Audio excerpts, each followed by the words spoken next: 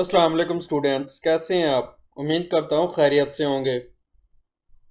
Students, last tutorial में हमने पढ़ा था कि 5 बेसिक फार्मूलाज हैं, जिनमें से नंबर 1 पे था सम, नंबर 2 पे था एवरेज, नंबर 3 पे था काउंट, नंबर 4 पे था काउंट ए और नंबर 5 पे था इफ़।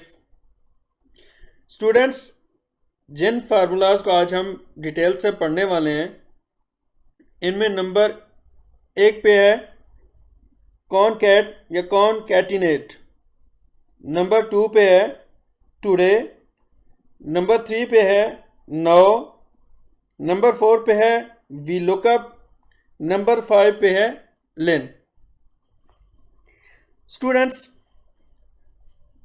मैं एक्सेल की फाइल को ओपन करता हूं तो हम प्रैक्टिकल करते हैं कि इन फार्मूलाज को कैसे यूज़ करते हैं। तो चलिए, मैंने फाइल ओपन की हुई है, मैं ओपन करता हूं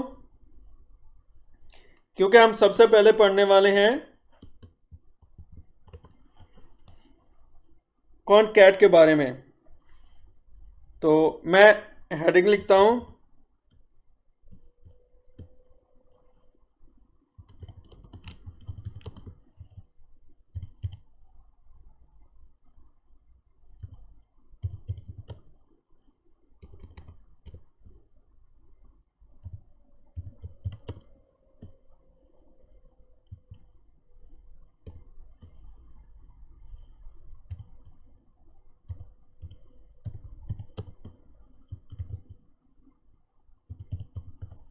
ठीक है स्टूडेंट्स, हम कॉनकैट फार्मूला को पढ़ने वाले हैं। कॉनकैट फार्मूला है क्या, मैं आपको बताता हूँ। कॉनकैट फार्मूला ये मल्टी टेक्स्ट स्ट्रिंग्स वैल्यूज़ को मर्ज करता है। मतलब हमारे पास सेल ए में एक वैल्यू है और सेल बी में सेकंड वैल्यू है। क्योंकि हमारे पास दो सेल्स हैं और दोनों सेल्स को मर्ज करने के लिए हम एक सेल में टेक्स्ट को लिखने के लिए हम इस फार्मूला का यूज़ करते हैं। चलिए देखते हैं किस तरह हम इस फार्मूला को यूज़ करते हैं।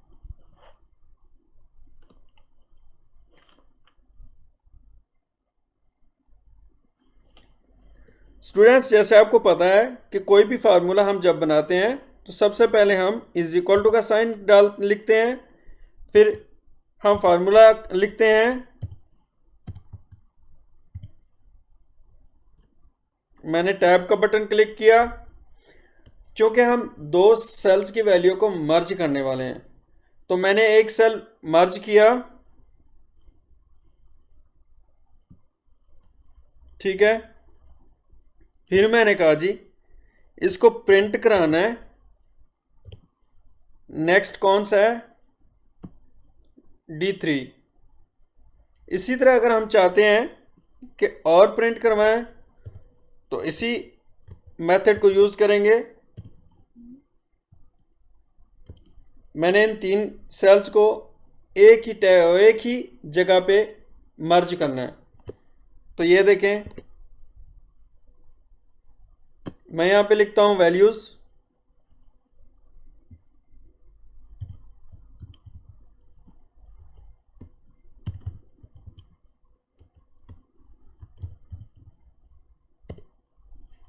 ठीक है स्टूडेंट्स। मैंने अलहदा अलहदा एक एक सेल के अंदर टेक्स्ट लिखा और वही टेक्स्ट मैंने नीचे फार्मूला लगाया।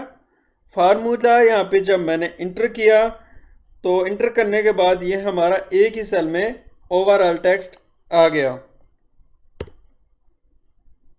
ठीक है। नेक्स्ट हमारे पास है टुडे।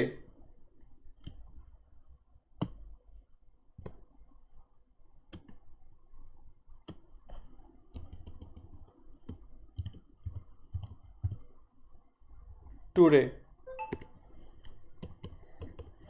यहाँ पे टुडे फार्मूला हम यूज़ क्यों करते हैं स्टूडेंट्स? ये फार्मूला जो हमारी करंट डेट होती है, हमारी करंट डेट होती है, उसको डिस्प्ले कराता है।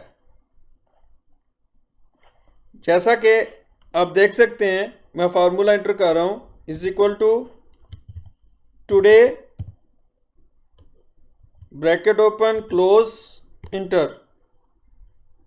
यह हमारी करंट डेट क्या है, 16 अक्टूबर 2024। तो ये हमारे पास शो करवा रहा है। अगर मैं चाहता हूँ कि इसको डिफरेंट फॉर्मेट्स में करूँ तो फॉर्मेट सेल, यहाँ पे आके मैंने डेट को सिलेक्ट करना है, फॉर्मेट को, ये देखें मैंने फॉर्मेट सेलेक्ट किया आपके सामने 16 अक्टूबर 2024। इसी तरह हम फार्मूला जो है थर्ड पे है 9, इसको यूज करने वाले हैं। देखते हैं ये क्या है।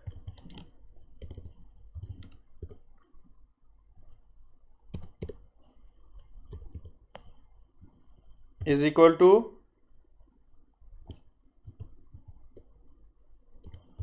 9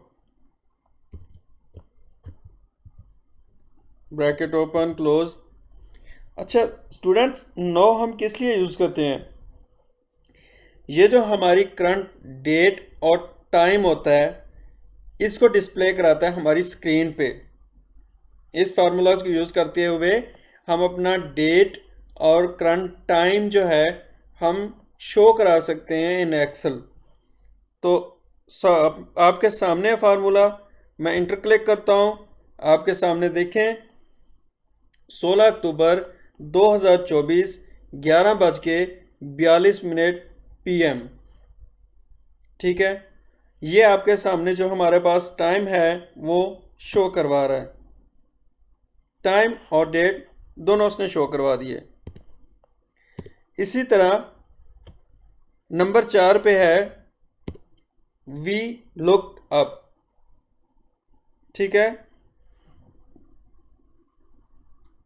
बच्चों, वी लुक अप के लिए मैंने पहले ही एक फाइल बना रखी है जिसमें मैंने अपना नेम लिखे हुए हैं, फ्रूट्स के उनकी क्वांटिटी लिखी हुई है, उसके आगे रेट है, स्टेटस है, सोल्ड है या अनसोल्ड है, मैंने इनको ऑलरेडी लिखा हुआ है। क्योंकि वी लुक अप फार्मूला किसी भी डाटे को, जो हमारे पास नीचे डाटा होता है फॉर्म के अंदर, उसको सर्च करने के लिए हम यूज़ करते हैं। तो चलिए देखते हैं क्या ये वर्क करता भी है कि नहीं करता।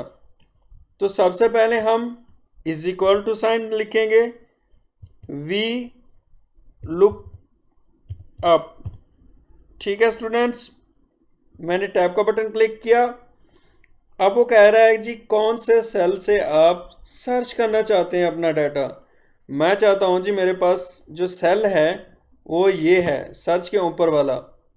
मैंने इस सेल को सिलेक्ट कर लिया। यहाँ पे मैं जो भी वैल्यू लिखूंगा वो हमारे पास आगे डाटा गेट करके आगे डिस्प्ले करवा देगा। ठीक है स्टूडेंट्स, तो उसके बाद वो कह रहा है जी अपनी लुकअप वैल्यू, जिस वैल्यू या टेबल को आप टेबल को यूज़ करना चाहते हैं वो सिलेक्ट करें। तो मैंने इन्वर्टेड कॉमा लगाया, उसके बाद मैं टेबल को सिलेक्ट कर रहा हूँ। सिलेक्ट करने के बाद मैंने इसको ऑर्डर दिया कि नंबर 1 पे, जैसे कि B6 पे जो हमारे पास नंबर है वो हमें प्रिंट करवा दे, क्योंकि इसको बताना पड़ता है कि कौन सी जो है हम चीज़ को प्रिंट करवाना चाहते हैं। तो इसी तरह हम आगे लिख देंगे FALSE। ठीक है, इसने अभी नॉन अवेलेबल करवा दिया, मतलब इसने एरर शो करवा दिया कि आपके पास अभी कोई वैल्यू ऊपर आपने इंटर नहीं की। इसी तरह मैं 1 बाय 1 कॉपी करके पेस्ट करता हूं। इसके बाद हम इसमें चेंज करेंगे। इसमें चेंज हम क्यों करेंगे? क्योंकि इसमें हम प्रॉपर एड्रेस उसको देंगे, क्योंकि मैंने आपको बताया कि यहाँ पे हम उसको एड्रेस देंगे कि फलां जो है वैल्यू फलां रो से उठा के आपने में प्रिंट करवानी है। तो इसी तरह नेक्स्ट में हम यहाँ पे जो है उसके वो बताएंगे कि नंबर 2 में हमारे पास टेबल है, उसके नंबर 2 रो में जो हमारे पास डाटा है वो आप उसमें सर्च आउट करके हमें बताएं कि ये ठीक है। इसी तरह मैं इसको टेबल को सिलेक्ट करता हूं, क्योंकि हम टेबल को सिलेक्ट कर रहे हैं। इसको स्पेसिफिक जो है लोकेशन देते हैं। ठीक है, ये आपके सामने है। आगे मैं इसको बताता हूँ। नंबर 3 पे जो है आपका जो डाटा पड़ा है वो हम उसने प्रिंट करवाना है।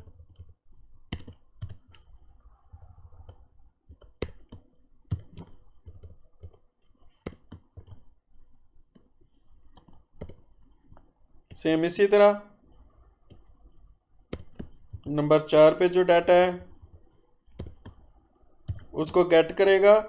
गेट करने के बाद वो प्रिंट कर देगा अगर वैल्यू ठीक होगी तो। ठीक है स्टूडेंट्स, आपके सामने मैंने फार्मूला बना लिया। फार्मूला बनाने के बाद अब मैं डाटे को एंटर करूंगा कि आया हमारे पास जो हमने फार्मूला बनाया है वो करेक्ट वर्क कर भी रहा है कि नहीं कर रहा। चलिए देखते हैं। अब मैं लिखता हूँ किसी भी एक फ्रूट का नाम। ये देखें, मैंने ऊपर लिखा एप्पल। उसने कहा जी हाँ एप्पल है।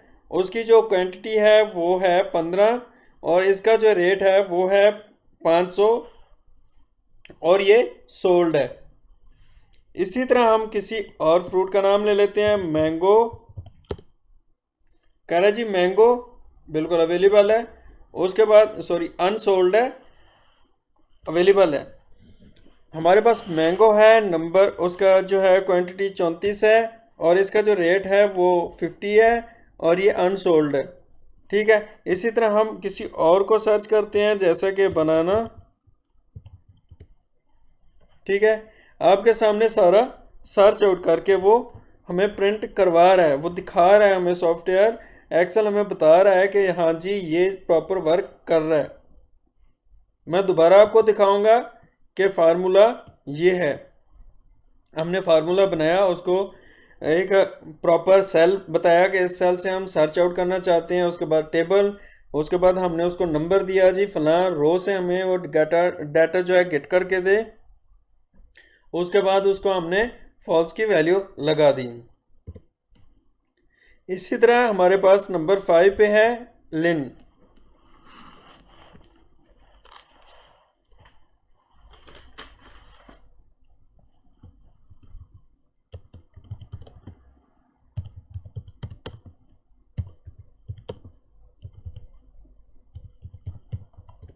ठीक है स्टूडेंट्स, तो लिन फार्मूला हम क्यों यूज़ करते हैं? ये फार्मूला टेक्स्ट स्ट्रिंग वैल्यूज यानी उसका नंबर्स ऑफ करेक्टर्स को उसकी लेंथ बताता है कि आपने जो इस जगह पे जो वैल्यूज यूज़ की हैं, आपने जो करेक्टर यूज़ किए हैं उनकी नंबर्स को काउंट करके बताता है।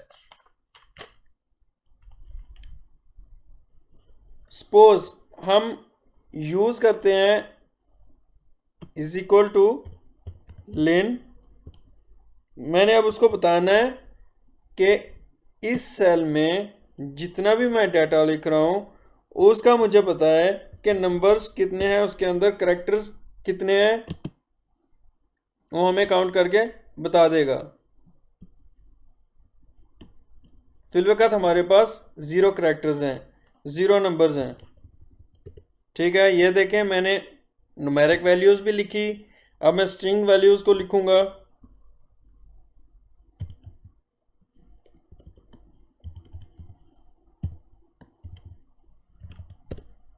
इसने काउंट करके बता दिया कि आपने 8 करेक्टर जो है यूज़ किए हैं। ठीक है, मैं आपको फिर दिखाना चाहता हूँ कि कौन सा फार्मूला मैंने किस तरह यूज़ किया है। हम सबसे पहले इस इक्वल टू लिखेंगे, उसके बाद लिन, उसके बाद हम सेल को सिलेक्ट करेंगे। सेल को सिलेक्ट करने के बाद हम इंटर क्लिक करेंगे। यहाँ पे मैं और भी अगर डाटा लिखना चाहूँ, अब मैं जो स्पेस डाल रहा हूँ ये स्पेस को भी काउंट करेगा। ठीक है, ये इसने स्पेस को भी काउंट कर लिया क्योंकि पहले हमारे पास 8 थे, 8 के बाद एक स्पेस 9 9 और इसके बाद एफ और यानी 3 वर्ड, ये 3 करेक्टर ये हो गए। हमारे पास टोटल हो गए 12 करेक्टर्स। उम्मीद है स्टूडेंट्स आपको समझ आ गई होगी।